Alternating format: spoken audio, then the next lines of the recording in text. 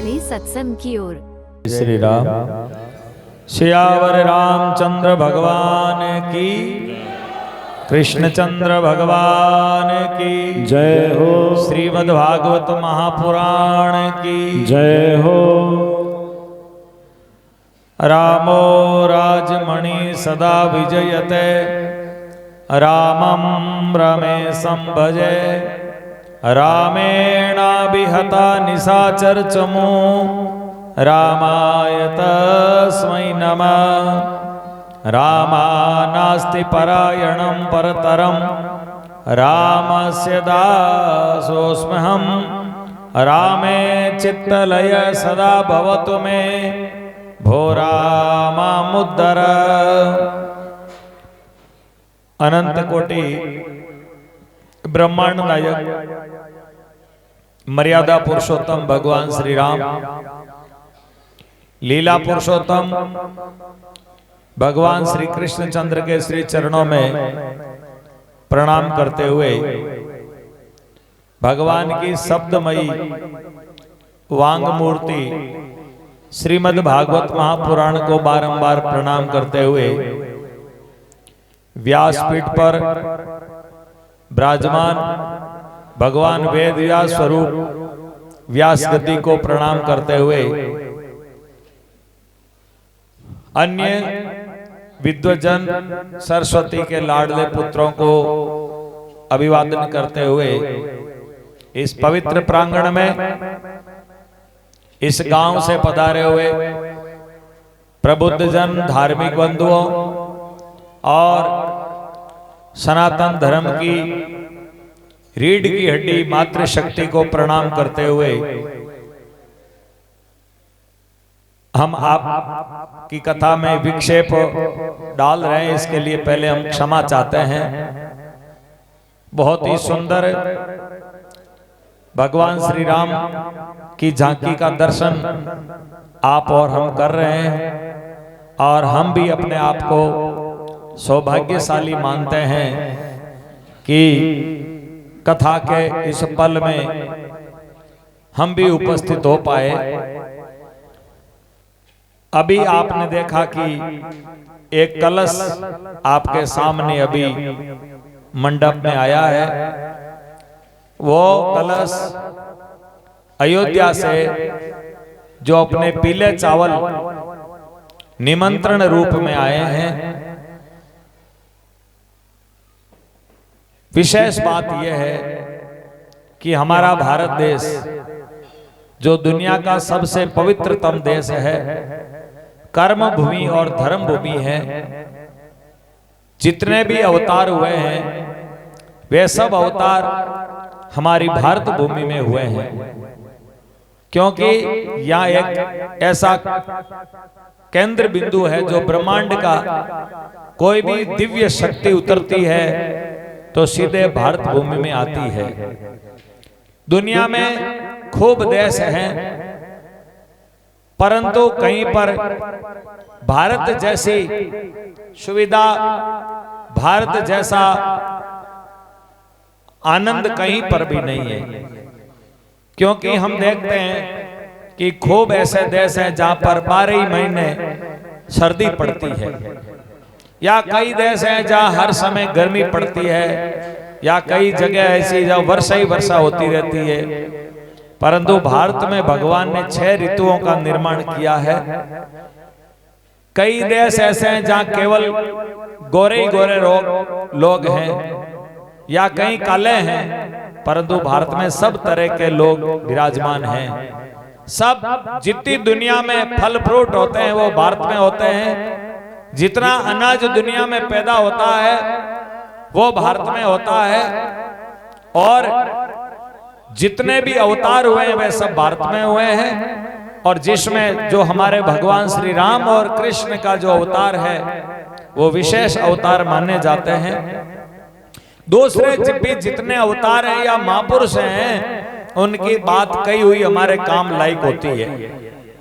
परंतु उनकी की हुई लीला हम नहीं कर सकते।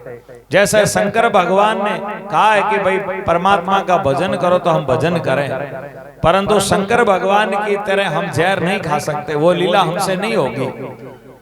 कृष्ण भगवान ने गीता का ज्ञान हमें दिया है, हम गीता पढ़े सुने और गीता की तरह अपना जीवन बनाएं, परंतु कृष्ण लीला की तरह हम गोवर्धन धारण नहीं कर सकते, हम नहीं कर सकते क्योंकि उनके सामर्थ्य है। परंतु एक अवतार ऐसा है जो है मर्यादा पुरुषोत्तम भगवान श्री राम का, उनकी प्रत्येक लीला का अनुकरण हम कर सकते हैं। उनकी कही हुई बात और करी हुई बात हमारे लिए कल्याणप्रद है। प्रातः काल उठ के रघुनाथा, मात पिता गुरु नावे माथा, तो ये काम हम भी कर सकते हैं कि उठ करके माता पिता को प्रणाम करें। भगवान श्री राम जिस प्रकार पिता की आज्ञा का पालन करते हैं, अपनी धर्म पत्नी के लिए वे अपने प्राण प्रण युद्ध के लिए तत्पर हो जाते हैं। भाइयों का उनका प्रेम है, वो देखिए कैसा प्रेम रहा है। शरणागत को शरण देने का जो कार्य है, यानी कहने का तात्पर्य यह है कि भगवान श्री राम की एक एक लीला मर्यादा को लेकर के हैं और वो प्रत्येक मानव के कल्याण के लिए है। भगवान श्री राम का अवतार क्यों हुआ? क्योंकि हम मानव हैं और हम लोग शास्त्रों की बात पढ़ते पढ़ते उसको केवल पढ़ने में ही लग जाते हैं, करना भूल जाते हैं। ऐसी स्थिति में भगवान स्वयं अपने वैकुंठ धाम को छोड़ करके और हम मानव को मानव धर्म सिखाने के लिए इस मृत्यु लोक में मानव रूप में अवतार लेते हैं और हमारे साथ में रह करके और हमें जीवन जीना सिखाते कि ऐसे जियो, तब आपका मानव जीवन सब कल्याण में हो जाएगा। वे भगवान श्री राम त्रेता युग के अंतिम चरण में प्रकट हुए थे। भय प्रकट कृपाला दीन दयाला प्रकट हुए और उन्होंने हमें धर्म सिखाया। 11,000 वर्ष तक भगवान श्री राम ने अयोध्या में राज्य शासन किया और राम के राज में किसी प्रकार का छुआछूत ऊंच नीच कोई व्यवस्था ऐसी नहीं थी, न दंड था न कोई किसी प्रकार का भेद था। राजघाट के ऊपर सब लोग ब्राह्मण वैश्य शूद्र सभी वर्ण के लोग राजघाट पर स्नान करते थे। ऐसा भगवान श्री राम का राज था। भगवान श्री राम के परलोक गमन के बाद उनके पुत्र कुश और लव, उन्होंने जिस महल में राम जी विराजते थे उसको राम मंदिर के नाम, जिसको राज मंदिर कहते हैं उसको राम मंदिर कहना शुरू किया। वहीं पर श्री राम का भव्य दिव्य स्वरूप विराजमान रहता था और उनकी वंश परंपरा के अनुसार पूरा देश उसको राम मंदिर मानने लग गया और उस राम मंदिर में पूजा आरती पाठ वगैरह चलते रहे। सैकड़ों सालों तक राजा महाराजा नए मंदिर बनाते रहे, जीर्णोद्धार होता रहा, राम की सेवा होती रही। राजा विक्रमादित्य ने भी उस मंदिर का जीर्णोद्धार कराया और उस मंदिर को नए रूप में लाए। परंतु आप लोगों को ये पता होना चाहिए कि हमारे देश में मुसलमानों का शासन आया, जिसमें एक बाबर नाम का बहुत क्रूर व्यक्ति, एक आक्रमणकारी आया और उसका एक ही काम था हिंदुओं को मुस्लिम बनाना। और धर्म गुरुओं के कहने से वो एक ही काम करता था, इनको कैसे दुख देवें, इनको बदले कैसे, इनको कष्ट कैसे देवें। इसलिए इनके मुख्य देवता 3 हैं, राम कृष्ण और शिव। या शिव जी को मानते हैं, कई कृष्ण को मानते हैं, राम को मानते हैं। इसलिए इनके 3 बड़े स्थान हैं, काशी, मथुरा और अयोध्या। इनको तोड़ दिया जाए। उनके मीर बांकी नाम का एक सेनापति था बाबर की सेना में, उसने अपने बादशाह को राजी करने के लिए, प्रसन्न करने के लिए उस मीर बांकी ने भगवान श्री राम का जो मंदिर था उस मंदिर को ध्वस्त कर दिया, ऊपर से तोड़ करके, और ऐसे मीनारे गुंबद वगैरह बना दिए और एक मस्जिद जैसा आकार दे दिया। उस समय जो भी हिंदू लोग थे उन्होंने लड़ाई लड़ी, कई लोग अपने प्राणों की बलि दी, परंतु सफलता हासिल नहीं हुई। राज सत्ता उनके हाथ में थी।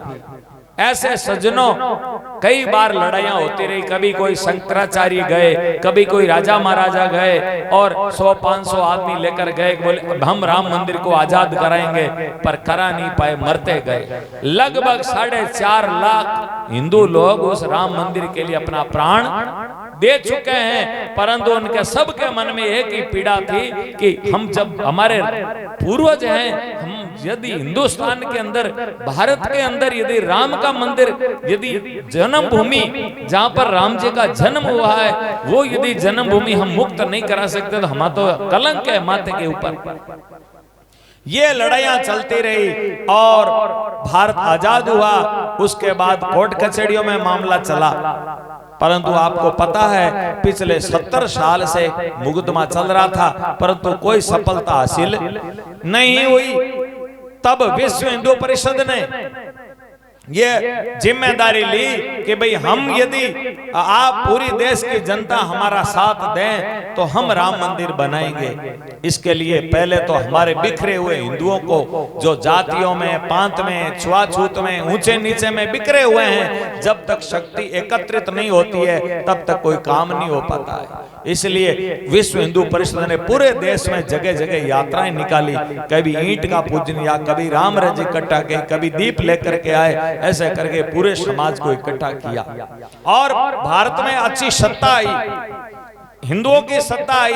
एक ऐसा शासन आया है 2014 के बाद जो एक सत्ता राष्ट्र को सही दिशा और मार्ग दे सकती है। उस सत्ता के बलबूते के कारण ही कोर्ट ने जिस मुकदमे को एक तरफ रिजेक्ट कर रखा था कि हमारे लिए राम मंदिर कुछ नहीं है, एक सामान्य जमीन का टुकड़ा है, परंतु उसने उस मुकदमे को रोज की रोज सुनवाई करनी शुरू करी और थोड़े ही समय में एक तरफा फैसला दे दिया कि यह राम मंदिर की जगह है और सरकार को आदेश दिया जाता है कि यह राम मंदिर का निर्माण करवाएं।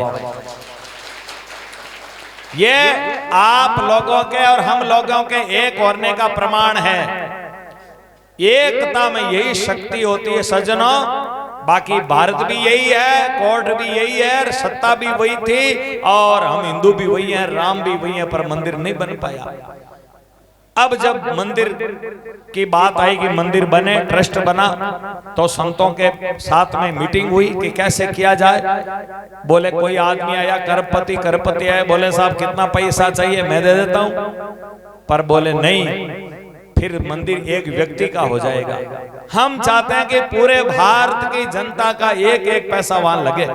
तो आप लोगों ने, सब लोगों ने सहयोग किया था पिछले समय में और वो अब राम मंदिर, भव्य मंदिर बन रहा है। पहले बाहर से कोई विदेश के लोग आते थे तो ताजमहल देखने के लिए जाते थे और कहते थे हमारे देश में तो यही देखने लायक है, परंतु अब जो कोई भी आएगा कहेगा वो राम मंदिर कहाँ है, हमें वो देखना है, चला करके और राम मंदिर देखेगा, अभिभूत हो जाएगा। और वो जब भी विदेश में जाएगा तो कहे भाई भारत जाओ तो राम मंदिर देख कर जरूर आना। ऐसा भव्य सुंदर मंदिर बन रहा है सज्जनों। हमारे जीवन का सौभाग्य है जिन लोगों ने प्राण दे दिए मंदिर के लिए, वो मंदिर नहीं देख पाए, परंतु हम उनके वंशज सौभाग्यशाली हैं कि उन लोगों की मेहनत हमें फल दे रही है। तो आपके सामने कलश में ये चावल अयोध्या से आए हैं। अयोध्या से चावल, किसी के घर चावल आना, चावल में कितनी शक्ति है आपको पता नहीं है। राजा रघु ने रावण के पीछे चावल फेंके थे जिससे रावण की हालत खराब हो गई।